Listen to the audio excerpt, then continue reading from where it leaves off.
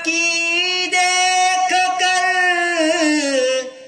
दिया कबीरा रोए, दो पाटन के बीच में साबुत बचाना कोई कबीरा, साबुत बचाना कोई.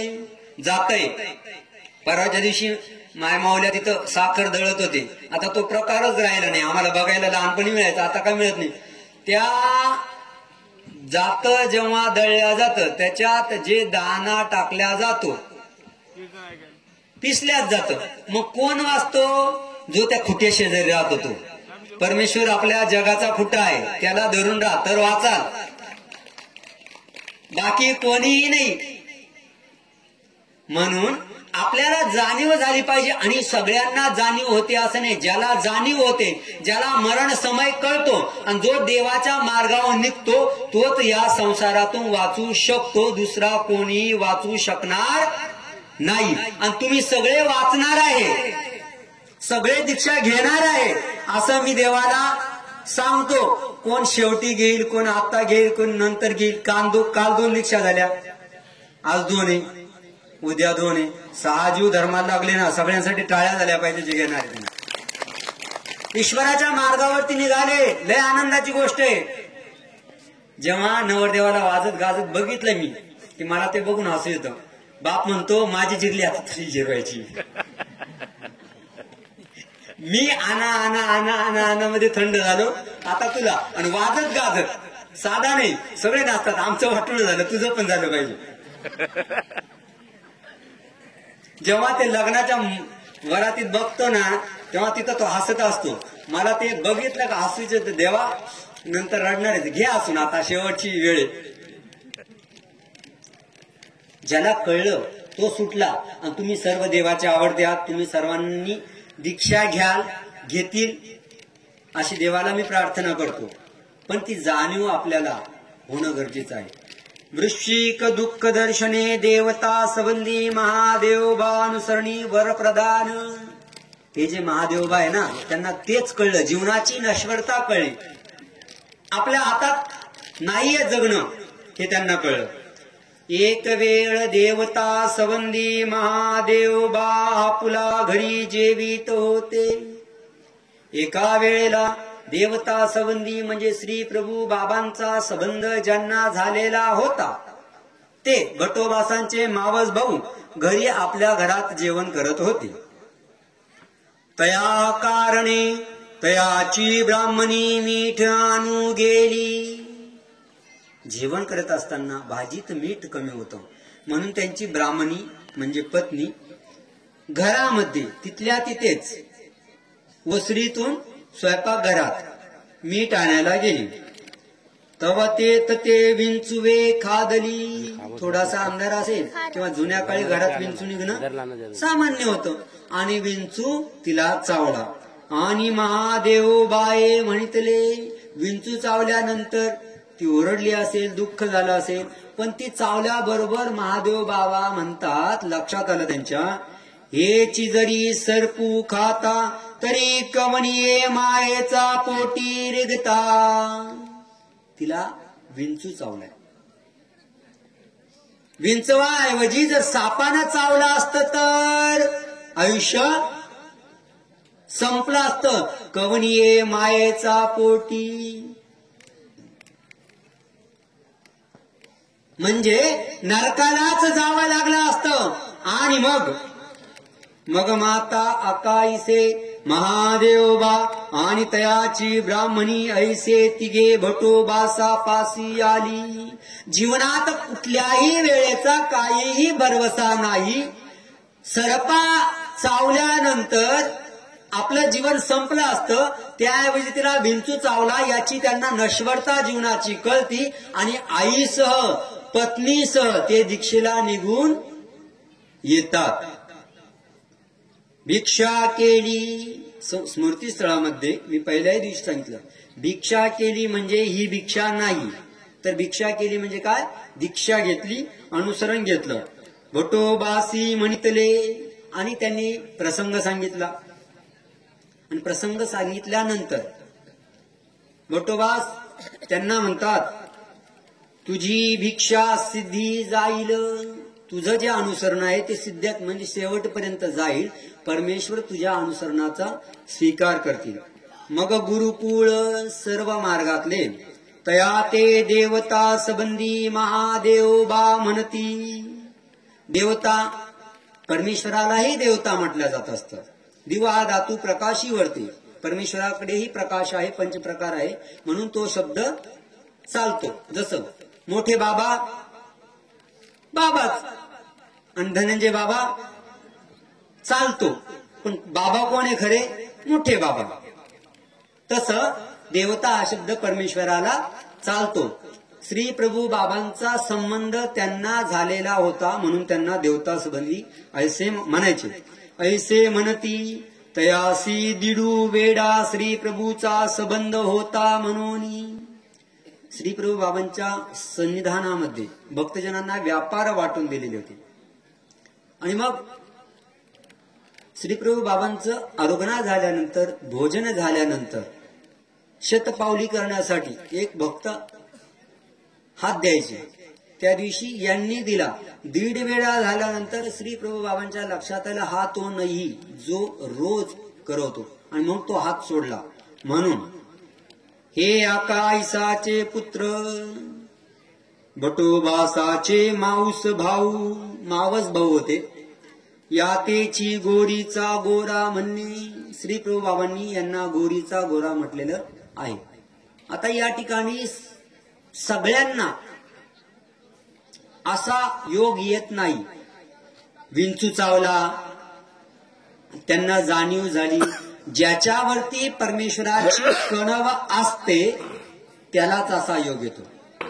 जर तुमचं संसार नीटनेटका झालेला आहे, मुलाशी पटत नसेल, सुनेशी पटत नसेल, सतत असं होत असेल, तर समजायची आपल्यावरती परमेश्वराची कृपा आहे. कारण देव म्हणतात, परमेश्वर म्हणतात, यस्यानुग्रहम् इच्छामि तस्य वित्तं हराम्यहम् आपदा शोक कष्टं च तस्य दुःखं पदे पदे. ज्याच्यावरती मी कृपा करू इच्छितो, यस्यानुग्रहम् इच्छामि तस्य वित्तं हराम्यहम्, त्याचा पैसा धन सगळं निघून जातं. आपदा, संकट येतात, दुःख शोक, पुत्र मरतो, मुलगी मरते, बायकोच मरते किंवा नवराच मरतो, तस्य दुःखम पदे पदे. पदापदाला देव म्हणतात. असा सोडत नाही का, याच्या जीव आहे का त्याच्या जीव आहे, इसका पत्ता कट, मग येतो. जर सुनेशी भांडण होत असेल, साधं नाही दणकावून, तर समजायचं देवाने बोलवलं आहे. आणि तरीही जर कळत नाही, तरीही जर कळलं नाही, तर देव म्हणतो आता गती वाजत नरकाला. म्हणून देवाला प्रार्थना करायची आहे, नको देवता हस्तकी देऊ दत्ता, तया की वणाही मला हीच चिंता. परमेश्वराला प्रार्थना करत राहायचं आहे. योग्य वेळी लग्न जर मुलाचं झालं नाही, 40 येते, 30 येते, संपत्ती घरी 5-25 एकर आहे, ओलीत आहे, बंगला आहे, 2 गाड्या आहे, पोरगीच मिळत नाही. पोरीच आहे तसंच, पोरगाच मिळत नाही. योग्य वेळी लग्न लावलं नाही तर, इकडे योग्य वेळी दीक्षा घेतली तर नाही तर काय होणार? मग ते आहेच. क्षण क्षण वाया जात असे, ही काळ दाढ तुझ खात असे. क्षण क्षण वाया चाललेला आहे. काळ रूपी दाढ आपल्याला चावते. ही काळ दाढ तुझ खात असे, तुझ जवळीच नेनी दात असे.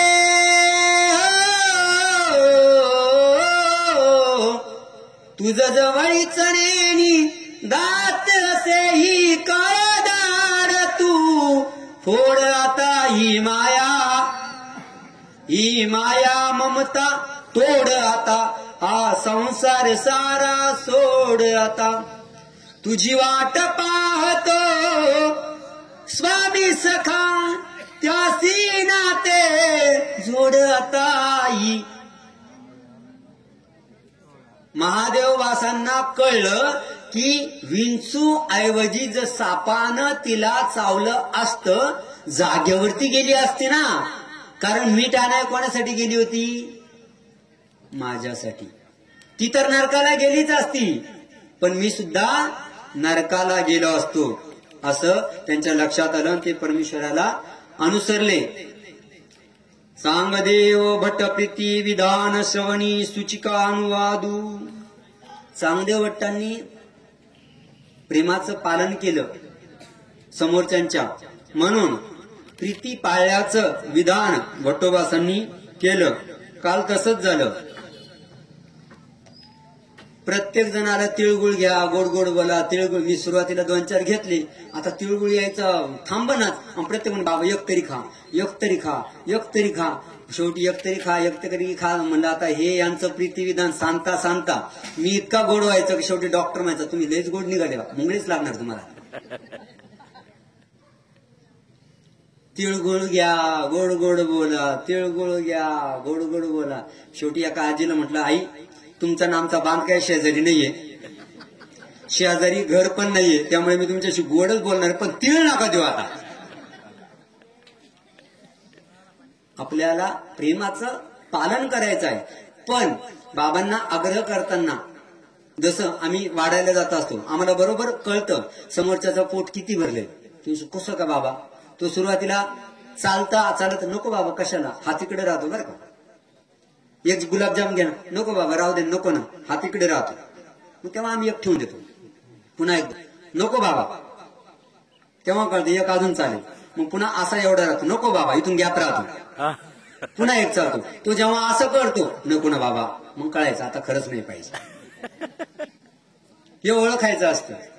म्हणून प्रीती विधान करत असताना, समोरच्याचं मन सांभाळत असताना जर आपलं पोट खराब होत असेल, एका मर्यादेपर्यंत आपण आग्रह प्रेम दाखवायला हरकत नाही. नंतर आपण असं सांगू शकतो तुमच्या उपयोगानं. एका आईला म्हटलं नाही आई, त्यांनी बिचारीने प्लॅस्टिकची पिशवी आणली, त्या पिशवीत बांधून दिला, संध्याकाळी आम्ही खाल्ला. हे ऑप्शन आहे. चांगदेव भट्टांनी 7 वेळा 7 जणांचं भोजन केलं. एक वेळ चांगदेव भट 7 वासनिकाचे जेविले. 7 जणांच्या घरचं जेवण केलं. मग भिक्षा करुणी गंगे जेविले. पुन्हा 7 जणांच्या घरी थोडं थोडं खाल्ल्यानंतर भिक्षेला गेले. भिक्षा करून गंगेवरती जेवले. ते एकी भटोबासा पुढा सांगितले. एका जणाने भटोबासांना सांगितलं. भटोबासी ऐकोनी म्हणितले. ते ऐकलं आणि भटोबास म्हणाले, तो सूचकू चांगदेव किंगा. समय सूचक चांगदेव आहे.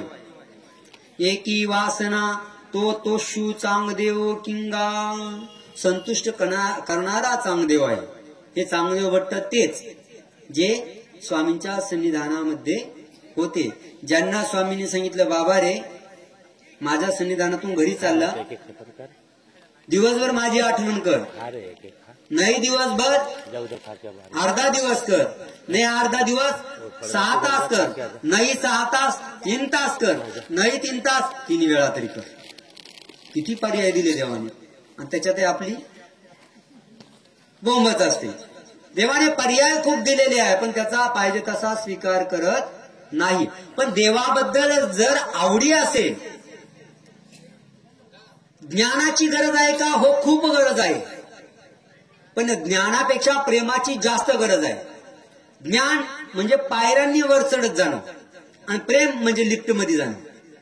कोणतं सोपं आहे? बाबा एकदा गेलो आम्ही, मी लहानपणी एकदा मुंबईला गेलो एका घरामध्ये. तिथं लिफ्ट होतं, काम काहीच नव्हतं. खालीवर खालीवर खालीवर, वरती जाऊ दे ना. तो जो होता त्या, मी लहानच होतो, त्यालाही वाटलं मजा आहे, पण 2दा 3दा झालं तो म्हणे बस करू अभि बहुत हुआ. का? काहीच वाटत नाही, फक्त सुरुवातीला थोडा झटका बसणार, चालले, आता तर झटके बसत नाही. पण त्या लिफ्ट पर्यंत जाणं खूप अवघड आहे. तसं प्रेमापर्यंत जाणं, परमेश्वरापर्यंत जाणं सोपं आहे. पण प्रेमाचा स्वीकार केला, त्या प्रेमापर्यंत जाण्यासाठी देवाला अपेक्षित आवडी आपल्याकडे असली तर आपण सहज जातो.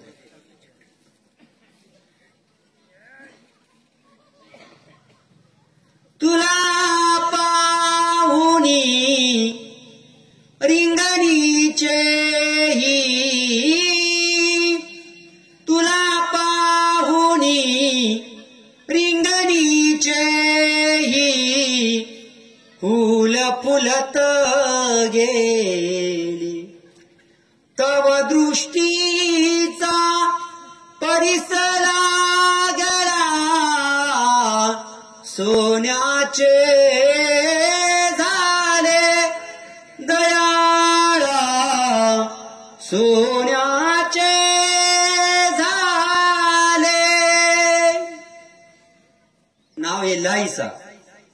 देवाने नाव काय ठेवलं? साधा. देव झोपलेले आहेत. देव झोपलेले असताना येऊन देवाचं पूजन करते. बाईसा रागवतात, अगं काहीतरी बघ ना. आम्हाला जेवण करताना एखाद्या येते आणि संकल्प सोडायचं म्हणतं, दक्षिण द्यायचं, थोडस आई थांबा, नाही करू द्या. मग त्यांचा भाव, बरं ठीक आहे. मग कोणते राग, अगं थांब थोडस, काही एवढी काही घाई आहे का, जायचंय का नाही, पण ते त्यावेळेस भाव असतो. स्वामींनी नाव ठेवलेलं असं आहे साधा. तिचा फक्त नावाला साधा नाही, ती भावाने सुद्धा साधी आहे. विधी कोणता कसा करावा, कधी करावा, काही जाणीव नाहीये. पण माझा परमेश्वर आहे, माझा देव आहे, संपला. म्हणून रिंगणीचं फुल सुगंधी नसूनही सुगंधी झालं, सोन्याचं झालं. सोन्याचं होण्यासाठी त्यात जो भाव होता ना, तो सोन्याचा होता. ती भाग्यवान जीव आहे ना, तेच देवाच्या सन्निधानात जातात. आपल्यासारख्या नाही जात, जाणार नाही. देवाला अपेक्षित असणारी भक्ती आपल्याकडे नाहीये, कमी पडतो आपण त्या भक्तीमध्ये. साधनकडे होती.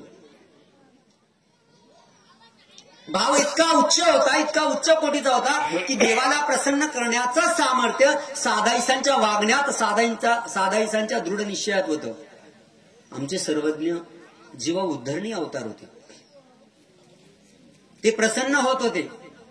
पण वेळेपिसे असणारे श्री प्रभू बाबा देखील साधनांनी प्रसन्न केले. आपण दाढेचा विशेष वंदन करतो ना, तो फक्त साधाईसांमुळे मिळालेला आपल्याला. एकदा साधाईसा आपल्या चारठाणा या गावला अंगण झाडत असते.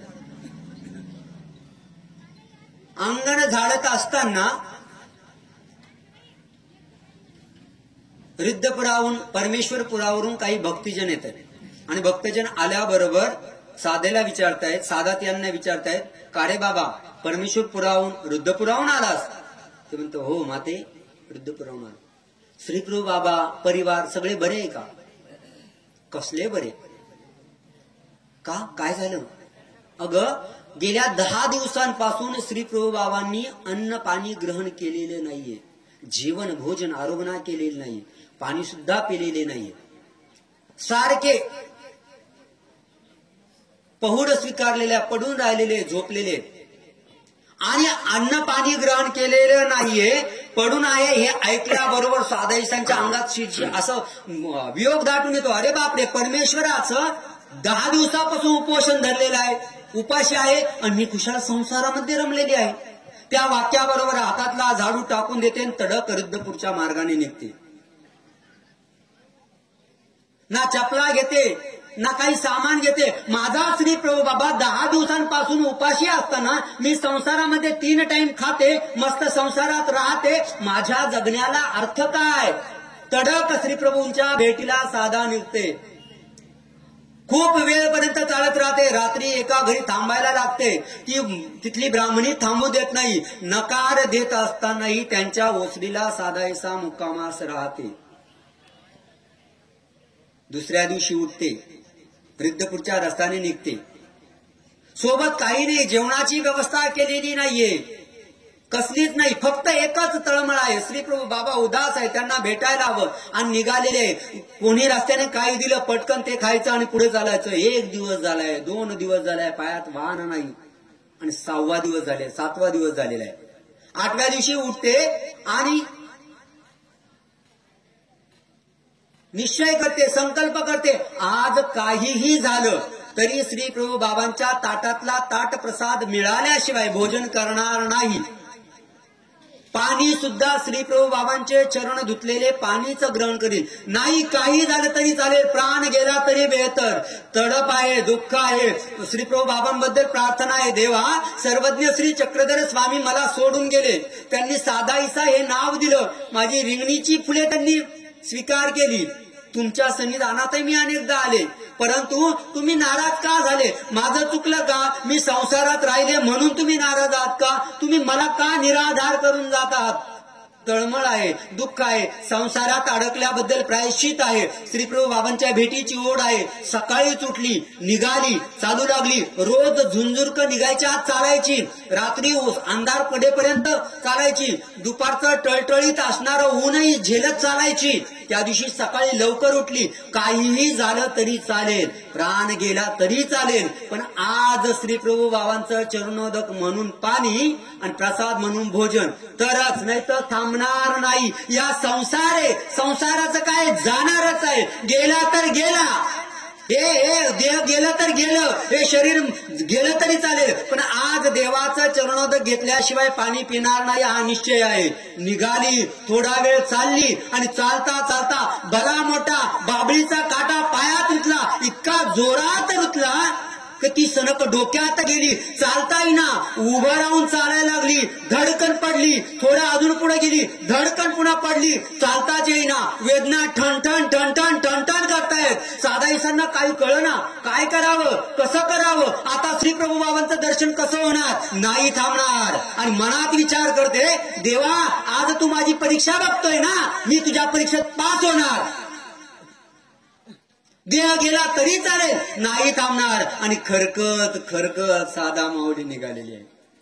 जसं लहान मुलगा खरकतं ना, तशी खरकत खरकत निघालेली आहे, चाललेली आहे. देवाला सांगते, देवा कळलंय, मी 10 दिवस गेले 17-18वा दिवस आहे आज, आणि 18 दिवस मी तुला भेटीला नाही आले म्हणून तू रागावलास ना. हो, रागव ना, तू माझ्यावर रागव, मी आहेच तशी. आणि मग मला तुला दर्शन द्यायचं नाही म्हणूनच काटा मोडला ना. काटा मोड, आज जीव गेला तरी चालेल, पण मी थांबणार नाही.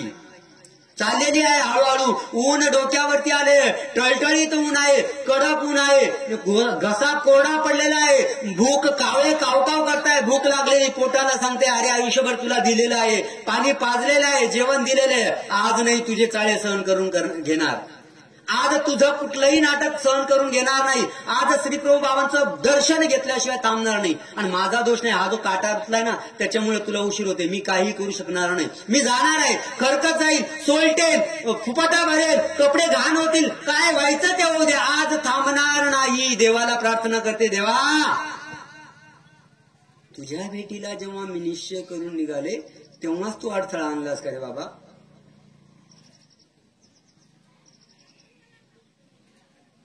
ऊन आहे, काटा रुतलाय, भयानक रुतलेला आहे. आजपर्यंत आयुष्यात काटे रुतले नाही का? रुतले, पण एवढा भयानक आजच का रुतावा? तुझ्या दर्शनाला येतानाच का रुतावा? का भांडतोय तू माझ्याशी?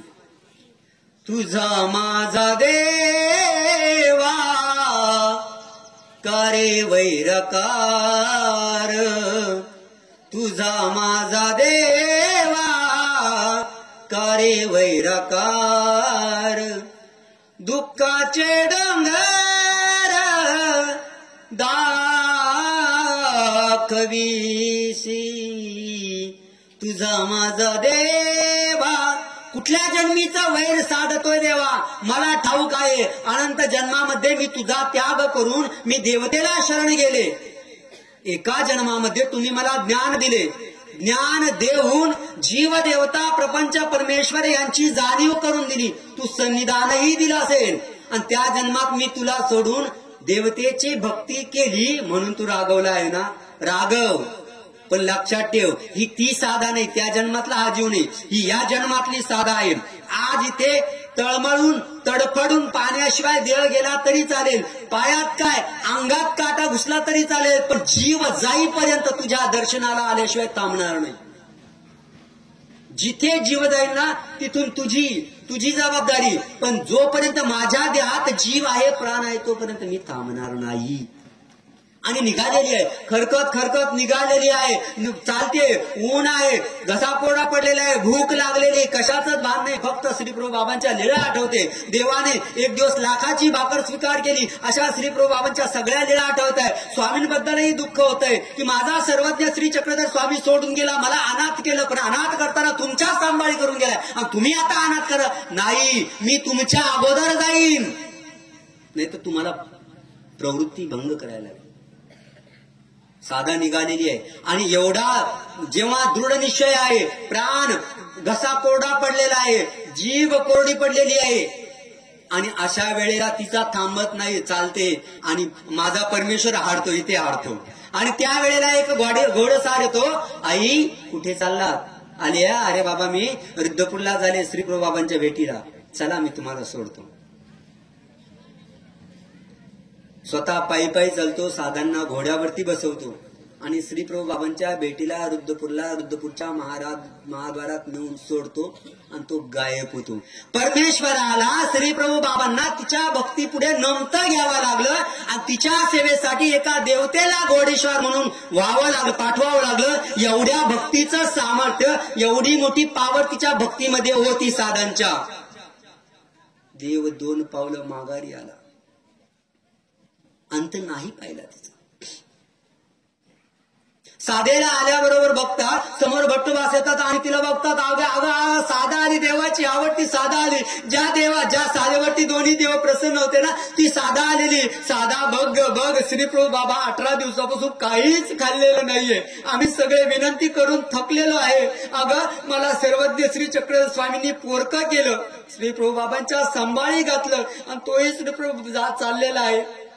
बघ ना, आमच्याकडून प्रसन्न झाला नाही, मी कुठल्या गोष्टीत कमी पडलो माहिती नाही. 24 तास देवाच्या प्रवृत्ती अनुरूप वागत होतो, पण कुठे कमी पडलो माहित नाही. 18 दिवस मी विनंती केली, श्रीचरण धरले, दंडवत घातले, तरी श्रीप्रभू बाबांनी पाण्याचा थेंबही ग्रहण केला नाही. साधा चल बरं माऊली चल, तुझ्यामुळे तो श्रीप्रभू बाबा नक्की प्रसन्न होईल. कडकडून मिठी मारतात.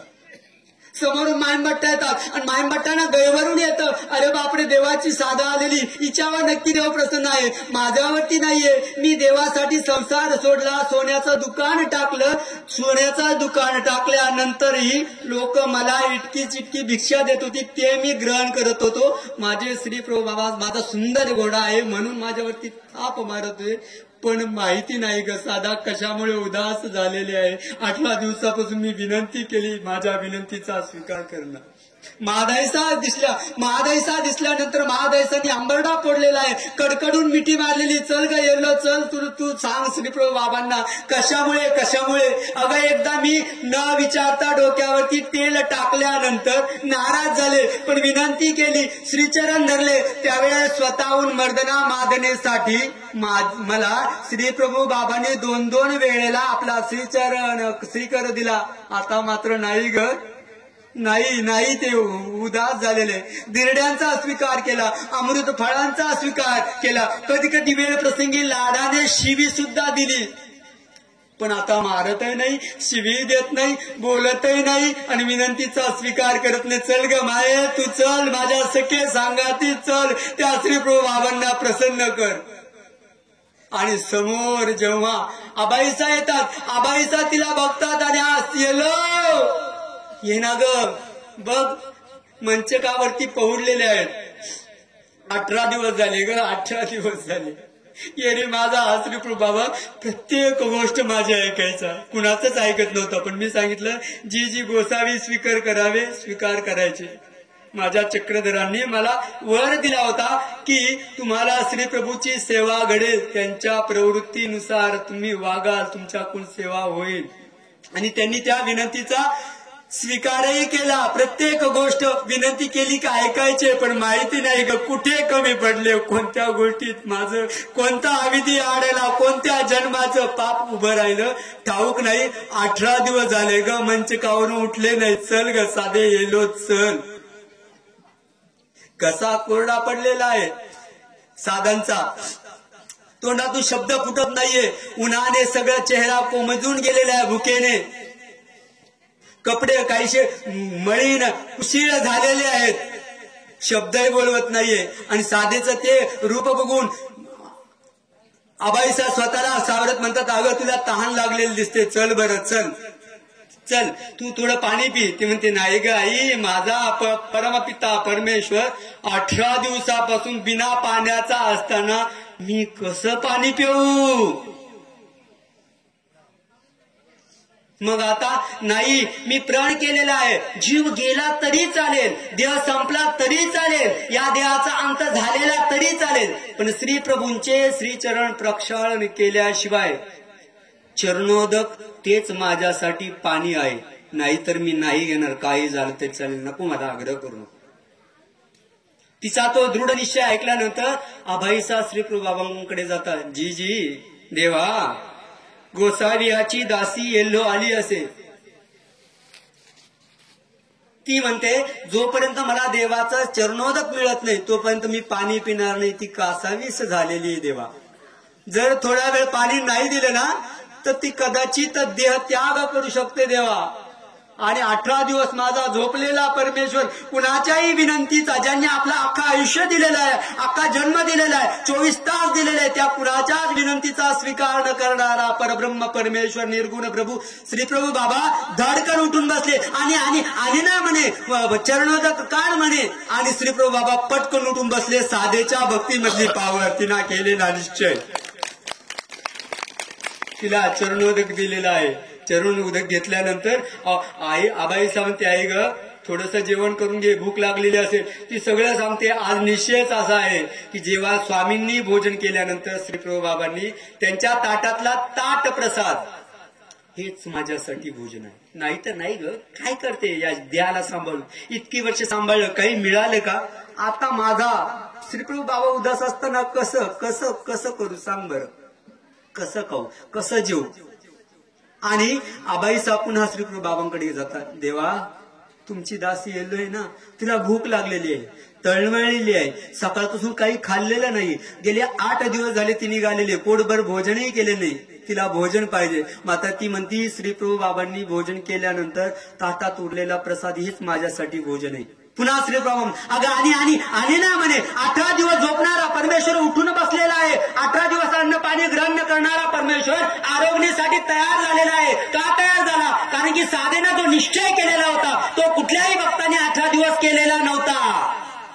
उठून बसतात आणि भोजन करतात, आरोग्य करतात, ताट प्रसाद देतात. सगळ्या भक्तांना आनंद होतो आणि सगळे भक्त स्वतःच उणे पण खंती, देवा माफ कर, साधेने जो निश्चय केलेला होता ना तो निश्चय आम्ही केला नाही म्हणून तो भोजन स्वीकार केले नाही. आम्ही देवा भक्तीत कमी पडलो, साधेची आवडी नाही आमच्याकडे, साधेचा दृढ निश्चय नाही आमच्याकडे, साधेसारखा त्याग नाही आमच्याकडे. तुमच्या बेटीला जेव्हा निघाली, कसला कपडा घेतला नाही, चपला घातला नाही, बिना चपलाचीच निघाली. तुमच्या बेटीसाठी भेट झाली तरच अन्न ग्रहण करेल असं तिनं ठरवलं, ते आम्ही नाही ठरवलं. तुझ्या सहवासात राहूनही आम्ही कमी पडलो.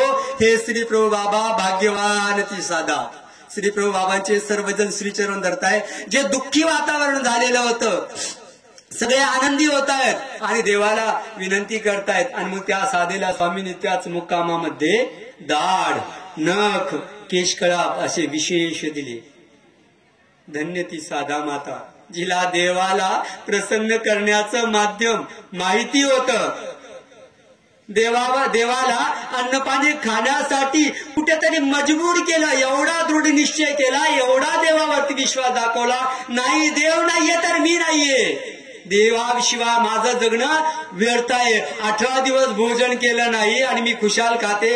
हा जो दृढ निश्चय, देवाची भेट हेच माझ्यासाठी भोजन, देवाची भेट हेच माझ्यासाठी पाणी, तो दृढ निश्चय देवा श्री चक्रधरा, श्री प्रभू बाबा, श्री दत्तात्रय महाराजा माझ्या अंतकरणात नाहीये. कधी तो दृढ निश्चय माझ्या अंतकरणात येईल देवा? मी संसारातल्या गोष्टीत अडकलेलो आहे. अनेक आई वडील, मुलगी मुलगा या सगळ्या बंधनामध्ये गुंतल्या गेलेलो आहे. संसाराचा त्याग तर करवत नाही, पण जेव्हा जेव्हा स्थान दर्शनाचा, प्रसाद वंदनाचा, भिक्षुकाच्या भेटीचा योग येतो तेव्हाही लांब राहतो. स्मरण तुझं घडत नाही. तू भेटण्यासाठी जे जे विधी तू केलेले सांगितलेले आहे ते करत नाही. माझ्यासारख्या अधम कृपण पापी जीवाला प्रेम मिळावं म्हणून तू 14 प्रेमाचे उपाय सांगितले, ते उपायही घडत नाही. सांगितलेला कोणताच विधी घडत नाही देवा. तू कृपाळूपणाने ना घडव कर तरच पर्याय आहे. माझ्या हातात काहीच नाही. तू सांगितलेलं स्मरण माझ्याकडून होत नाही. तू सांगितलेलं स्थान दर्शन विधी मी हवा तसा करत नाही.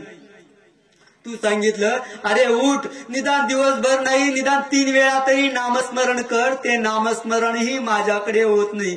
गाठी घेऊन बसलो का नको नको त्या गोष्टी आठवतात, ज्या कधी आयुष्यात घडून गेलेल्या असतात त्या कधीच आठवत नाही, त्या सुद्धा त्याच वेळेला आठवतात.